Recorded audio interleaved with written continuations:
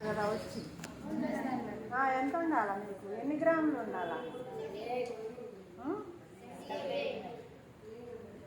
పిల్లలకి 12, 13, 14, మా పిల్లలకు 14 దాకా ఉండాలి. మీకు 12కి తగ్గకూడదు. కానీ ఎవరికి ఉంటుందా అంత ఉండాలి. ఉండట్లేదంటే ఏంటి? మనం ఏం చేయట్లేదు. ఆహారం రక్తం పట్టే ఆహారాన్ని తీసుకోవట్లేదు. తీసుకుంటే మనం ఈ జాగ్రత్తలు పాటిస్తూ ఐరన్ కంటెంట్ ఐరన్ దేనిలో ఉంటుంది? వేరుశనగ ముద్ద, రాగి జావ, ఆకుకూరలు, ఎగ్గు, ఇవి మనం తీసుకుంటే మనకి రక్తహీనత అనేది రాకుండా ఉంటుంది.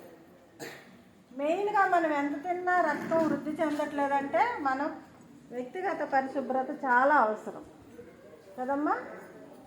ఉదయాన్నే మనం వెళ్ళినప్పుడు చేతులు ఖచ్చితంగా కడుక్కోమని చెప్పాను.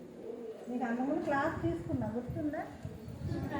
చేతులు ఖచ్చితంగా కడగాలని చెప్పా. ఇంట్లో వాళ్ళందరూ పాటించాలని చెప్పా.